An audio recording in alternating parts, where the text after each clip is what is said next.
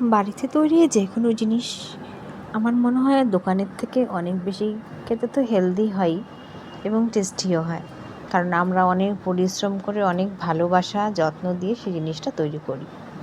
আমি কি কিছু ভুল বললাম? প্রতিদিনই আমরা নানা রকম রান্নাবান্না করি, তার মধ্যে যদি আরেকটু সময় নিয়ে তাদের ভালোবাসি, তাদের জন্য একটু কিছু আলাদা তৈরি করি, তাহলে তারা খেতে যতটা আনন্দ পায় তার থেকে বেশি আনন্দ আমি নিজে তাদের সার্ভ করে পাই।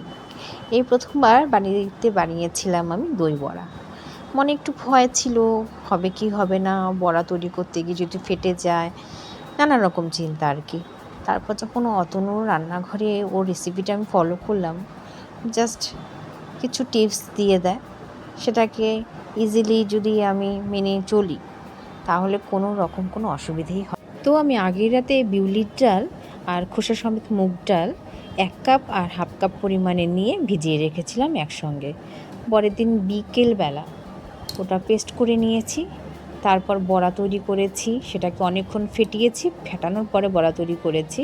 এবং যখন তেলের মধ্যে বড়াটা দিয়েছি, তেলটা একদম হালকা হালকা কুসুম গরম গরম ছিল এবং চামচ দিয়ে উল্টে উল্টে আস্তে আস্তে তৈরি করেছি। খুব বেশি লাল করে ভাজার একদম দরকার নেই, জাস্ট ভেতরটা যেন একটু কাঁচা না থাকে আর কি। তারপর সেটাকে তুলে নিয়ে একটু ঠান্ডা হলেই একটা বড় গামলার মধ্যে ঠান্ডা জলের মধ্যে লবণ চিনি মিশিয়ে বড়াগুলো তার মধ্যে স্টোক করে রাখতে হবে। আর তার ফ্লেভারটা বাড়ানোর জন্য ওই সর্ষে দানা, মেথি দানা, জিরে, তারপর কুচি আদা আর কারি পাতা একসঙ্গে ভেজে নিয়ে মশলাটা ওখানে তেল সমেত দিয়ে দিলেই হবে। তারপর দইটা ফেটিয়ে নিতে হবে, দইয়ের স্বাদটাও যেন ভালো হয়, টেক্সচারটাও যেন ভালো হয়। তার মধ্যে একটু নুন, একটু চিনি দিয়ে, একটু ঠান্ডা জল বারবার দিয়ে ভালো করে ঘুরিয়ে নিতে হবে, যেন ক্রিমের মতন দইয়ের টেক্সচারটা চলে আসে। তারপর যে জলের মধ্যে ভিজিয়ে রেখেছিলাম বড়াটা, সেটাকে ভালো করে চিপে নিয়ে দইয়ের মধ্যে রাখতে হবে।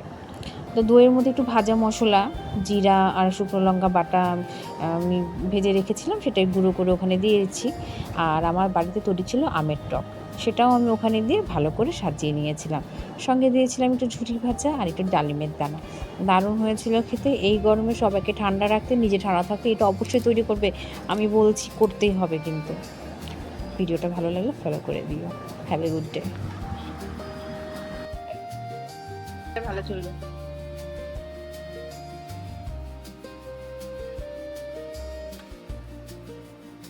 অন্নপূর্ণা ভান্ডারে 3,000 টাকাটা তুললে